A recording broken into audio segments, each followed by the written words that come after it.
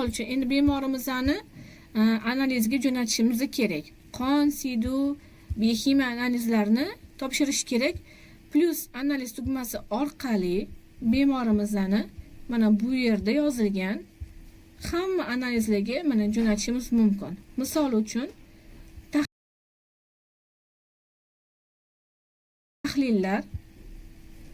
Bu yerda har xil tahlillar bor. Hamma o'zini nima deydi?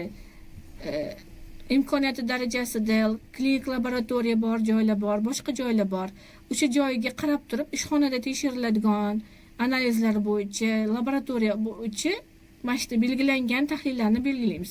Misol uchun mana klinik laboratoriyada makrotalar bor, umumiy qon tahlili.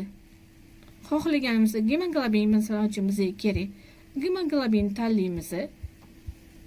Xo'p, biokimyoviy tahlillarga kiramiz.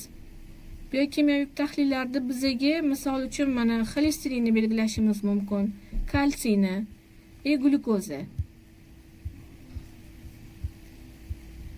Shu tahlillarni belgilab turib, bemorga klinik sidik tahlillari bor mana. Sidik tahlillarni, umumiy peshob tahlilini belgilab turib, bemorga tayinlashimiz mumkin.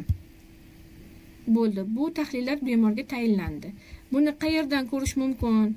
Tahlillar tayyorlangani desak, mana bu pastrog'ida tahlillar degan joy turibdi. O'shatini bossangiz, bemalol mana tahlillar yaratilgan bo'lib turibdi. Tahlillarni topshirib, laboratoriya tekshirilgandan keyin bu yaratilgan jarayon yashilga o'zgarib, nima deydi, topshirilgan degan, tayyor degan anaqaga o'zgaradi, yozuvga o'zgaradi. Shu yerdan ko'rishimiz mumkin tahlillarni. Endi bu bemorimizni tor soha mutaxassislariga yo'naltirmoqchimiz. Tor soha mutaxassislari yoki bo'lmasa boshqa poliklinikagami yoki markazga, TTBga yo'naltirmoqchi bo'lsak, plus uchrashuv tugmasi orqali bizaniki bepul yozilish poliklinika bo'lgani uchun mana bu yerda turibdi bemorimiz.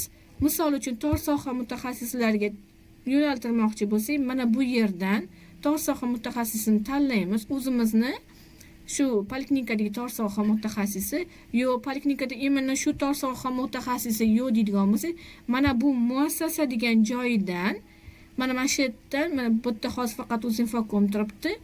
O'zingizni hududingizdagi poliklinika yoki hududingizdagi o'zingizni больницаларmi yoki hududingizdagi rayon shifoxonalari yoki TTB ga yuborish imkoniyati bor.